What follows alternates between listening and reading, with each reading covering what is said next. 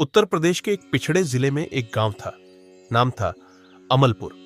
चारों ओर पीली मिट्टी, बंजर खेत, कुएं और तालाबों से घिरा यह गांव साधारण था, लेकिन उसकी पहचान एक अकेले, धूल से ढंके पुराने शिव मंदिर से थी, जो गांव के सबसे पुराने पीपल के पेड़ की छाव में खड़ा था। उसकी दीवारें जर्जर, घंटे जंग खाए और छत से लटकती ललटें वर्षों की चुप्पी ओढ़े हुए थीं। फिर भी वह मंदिर इस गांव की आत्मा था। मंदिर में एक साधु रहता था, जिसे लोग बाबा सच्चिदानंद कहते थे।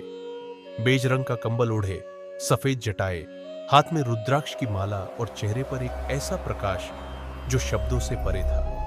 वो ज्यादा बोलते नहीं थे, लेकिन जब उनकी आंखें खुलती तो लगता मानो पूरा ब्रह्मांड ठहर गया हो। गांव के ज्यादातर लोग उन्हें श्रद्धा से देखते, लेकिन हर जगह की तरह यहां भी कुछ संदेह करने वाले थे।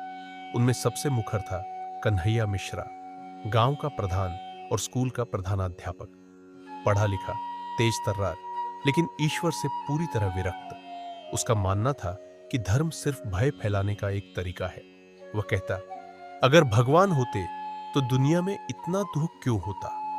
और जब बाबा मंदिर से निकलते तो अक्सर वह बोल उठता, देखो ढोंगी निकला है, यह भगवान नहीं, बस भीख मांगने वाला है। लेकिन बाबा सिर्फ मुस्कुराते और आगे बढ़ जाते। एक दिन गांव की चौपाल पर चर्चा हो रही थी। कोई कह रहा था बाबा के आशीर्वाद से उसकी खोई गाय वापस आ गई, तो कोई बोला बेटी की बीमारी बाबा के कहे के अनुसार ठीक हो गई। तभी कन्हैया चिढ़कर बोला, यह सब पहले से सेट होता है, भगवान का कोई लेना देना नहीं। लोग चुप हो गए और फिर सब तितर बितर हो गए। उसी रात गांव में तेज बारिश शुरू हुई। बिजली कड़कती रही, हवा डरावनी आवाजों में चीखती रही। रात के अंधेरे में एक दर्दनाक चीख गूंजी। कन्हैया का घर, उसकी पत्नी शोभा खून से लथपथ जमीन पर पड़ी थी। बेटा देव और बेटी माया रोते हुए बोले, मां को सांप ने काट लिया। कन्हैया के पैरों तले जमीन खिसक गई। उसने शोभा को गोद में उठाया और कीचड़ भरी गलियों से मंदिर की ओर दौड़ा। बाबा दीपक के सामने बैठे थे, आंखें बंद। कन्हैया चीखा, बाबा कुछ कीजिए, मेरी बीवी मर रही है। बाबा ने आंखें खोली और बोले, बच्चा, जीवन और मृत्यु हमारे हाथ में नहीं। समय का विधान जो तय कर चुका है उसे कोई नहीं रोक सकता। लेकिन तू चाहे तो अस्पताल ले जा, शायद अब भी कुछ हो सके। कन्हैया दौड़ा।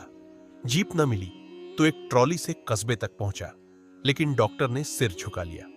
शोभा नहीं रही थी। वो रात नहीं, एक घाव थी। कन्हैया छत पर बैठा आसमान ताकता रहा। 3 रातों से न सोया, न कुछ खाया। देव ने पूछा, पापा मां क्यों चली गई। कन्हैया कुछ बोल न सका, केवल आंखें भर आई।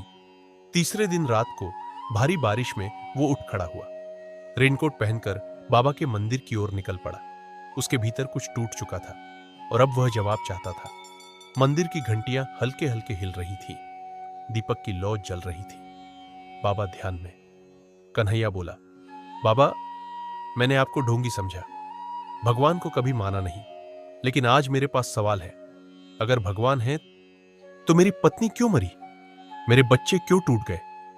बाबा ने आंखें खोली। कोई क्रोध नहीं, केवल करुणा। बोले, जब तक भीतर का अहंकार नहीं टूटता तब तक भगवान का अनुभव नहीं होता।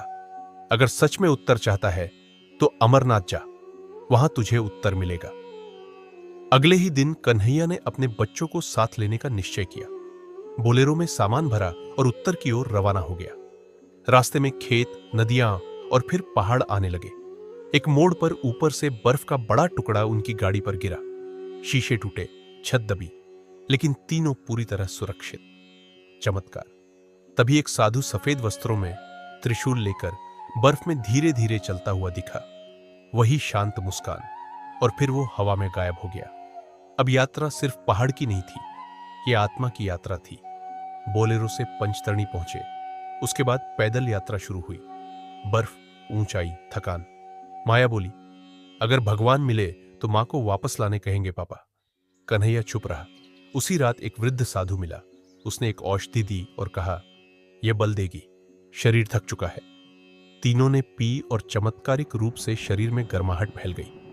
जब धन्यवाद करने मुड़े, वह साधु नहीं था, केवल बर्फ में पद चिन्ह। आखिर वो पल आया। दूर से अमरनाथ गुफा की झलक मिली। एक बर्फीली छोटी शिवलिंग जैसी आकृति में झिलमिलाती थी। गुफा के अंदर बर्फ से बना शिवलिंग था, दिव्य, शांत और आलोकित। सैकड़ों श्रद्धालु मंत्रों में डूबे थे। कन्हैया बच्चों के साथ बैठ गया। उसके भीतर का तर्क, उसका घमंड, उसका दुख सब पिघलने लगे। देव ने फुसफुसाकर पूछा, पापा, ये वही है ना? कन्हैया ने कहा, हाँ बेटा, यही है। वह मुस्कुरा उठा। लौटते समय कन्हैया बदला हुआ था। देव और माया शांत, पर अब आंखों में मां के लिए आंसू नहीं, श्रद्धा थी। देव ने कहा, मां मुस्कुराई थी पापा, जब मैंने गुफा में आंखें बंद की। माया ने कहा, बाबा सही कहते थे, मार्ग भीतर है। गांव लौटकर कन्हैया ने मंदिर की मरम्मत करवाई, स्कूल में आध्यात्मिक शिक्षा शुरू की और गांव वालों से बोला, मैंने पहले बाबा को ढोंगी समझा, लेकिन सच्चाई अनुभव से आती है, तर्क से नहीं। अब वह कन्हैया नहीं था, प्रेमनाथ था, जिसने जाना सच्चा ईश्वर मंदिर में नहीं, मन की विनम्रता में होता है। हर हर महादेव अब उसके लिए नारा नहीं, आत्मा की पुकार बन चुका था।